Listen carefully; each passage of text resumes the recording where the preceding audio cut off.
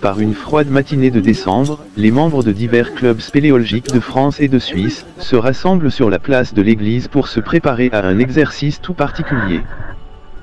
En effet, ils fréquentent le sous-sol de cette région depuis plusieurs décennies et y ont découvert et parcouru plusieurs kilomètres de galeries souterraines dans les grottes et les sources environnantes.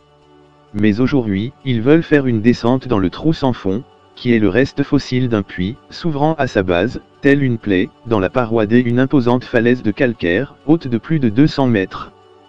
Et ensuite, de se laisser glisser dans le vide, le long d'une corde, jusqu'à la base de la paroi.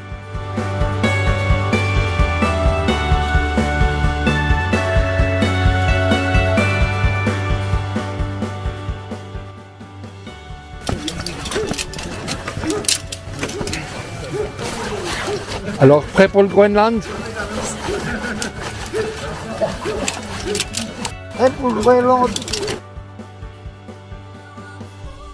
Nos spéléologues sont familiers de ces opérations de descente et de remontée de puits, mais l'attrait principal qu'ils espèrent pouvoir vivre aujourd'hui réside justement dans le fait de pouvoir le faire à la lumière du jour, et non dans les ténèbres, auxquelles le milieu souterrain habituellement les condamne.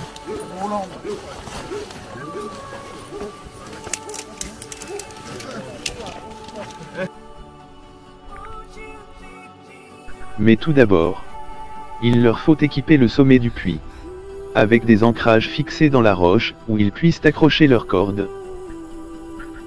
Celles-ci sont dites statiques, car leur rôle n'est pas de retenir une chute en s'élongeant, comme le font celles d'alpinisme, mais de leur servir d'axe sur lequel se mouvoir, un peu comme se meuvent les araignées sur leur fil.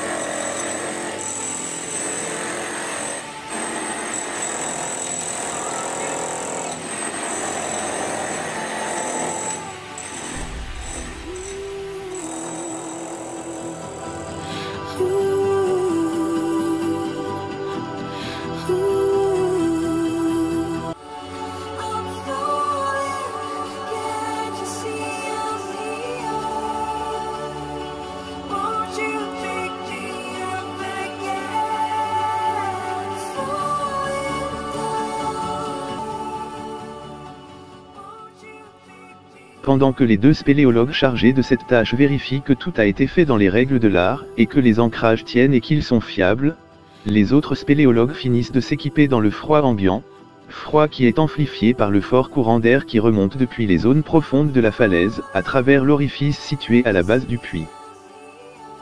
En effet, l'air froid, plus lourd que l'air se situe dans les parties basses étant à remonter, quand l'air chaud, plus léger s'échappe de la cavité, créant ainsi un puissant effet de courant d'air s'échappant du gouffre.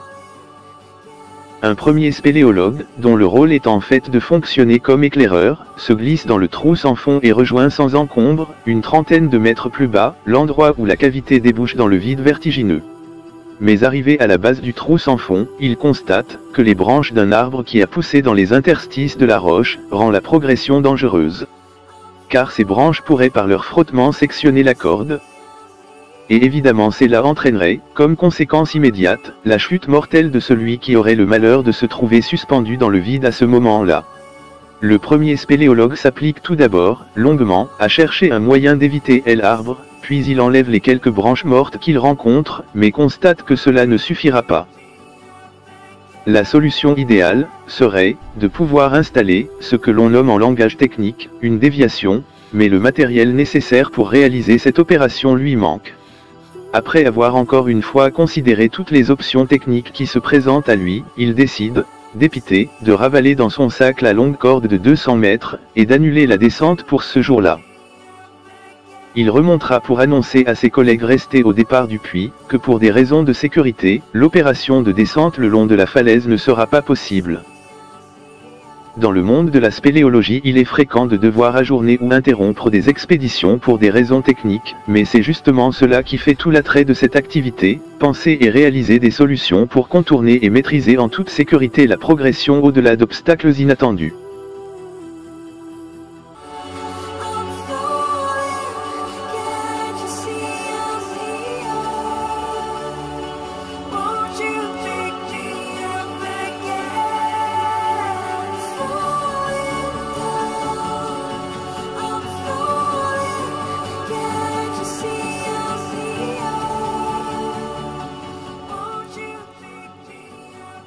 Nul doute que nos sympathiques spéléologues prendront l'initiative de revenir, peut-être par un temps moins froid, et de vivre ensemble quelques moments inoubliables.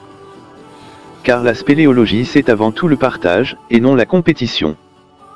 Et nous pourrons tous convenir avec eux, que le maillon n'est rien, seule la chaîne compte.